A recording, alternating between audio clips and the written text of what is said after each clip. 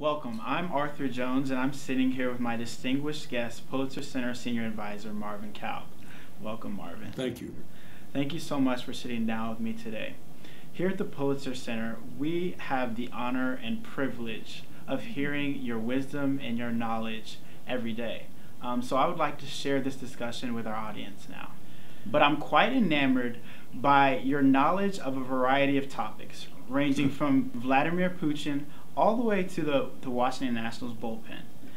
So could you please start out by telling us your news diet and which outlets you look to and enjoy most?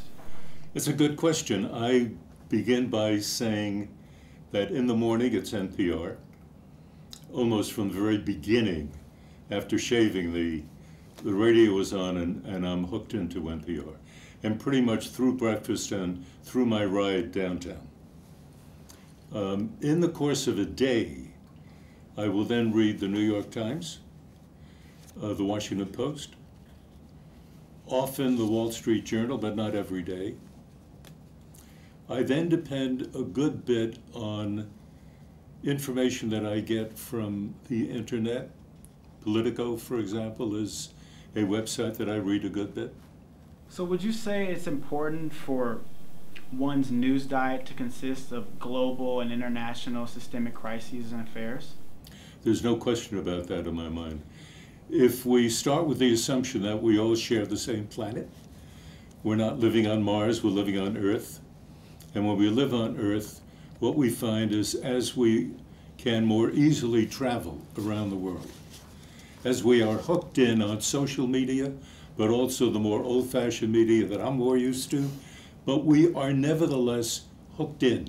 Everybody is tied to everything else that takes place in the world. As a journalist, I love that basic fact because it gives me a raison d'etre, it gives me a reason for wanting to be interested in what happened in China today, or what happened in Iran today, or what happened in the neighborhood right here in Washington today. And that is the responsibility of the journalist. When you think about it, there is no one else whose responsibility it is to find out what's going on all over the world and to communicate that information to people here. You're right. I mean, so which modern skill is most vital for young journalists coming up? The need for a language.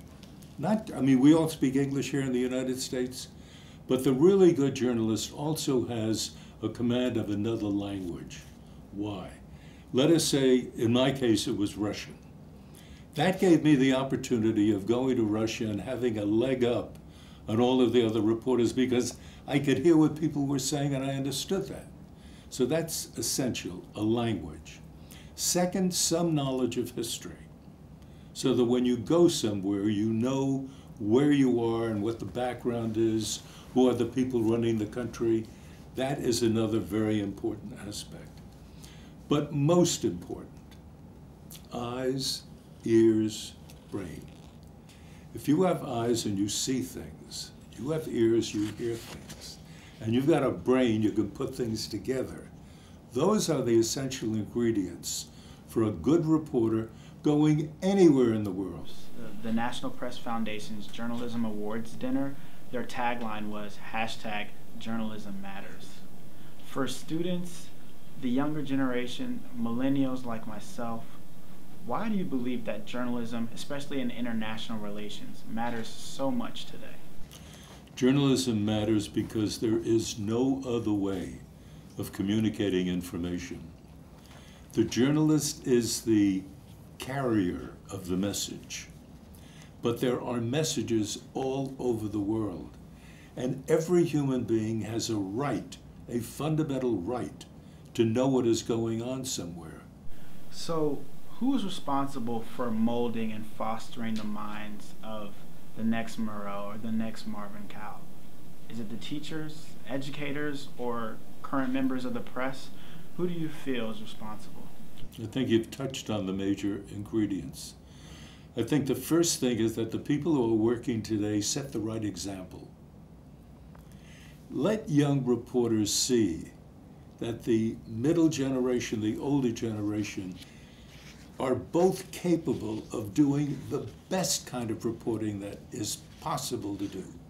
So that younger people have role models and have mentors.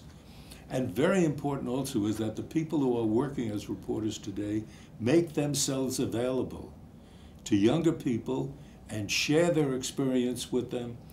But those people who want to go into journalism ought to have the advantage of lessons from people who are in the business, from teachers who really care about journalism, who really care about its essential function. Those are people who ought to be listened to. And by the way, I go back to parents as well. I think you have to start somewhere, and your first teachers are your parents. And if your parents are conveying to you the idea of truth, of information, of the value of appreciating what other people think and do, those are the essential ingredients of good journalism. I keep going back. You got your eyes, you got your ears, you got your brains. Use them. As always, your insight is so much appreciated. Thank you. Thank you. For the Pulitzer Center on Crisis Reporting, I'm Arthur Jones.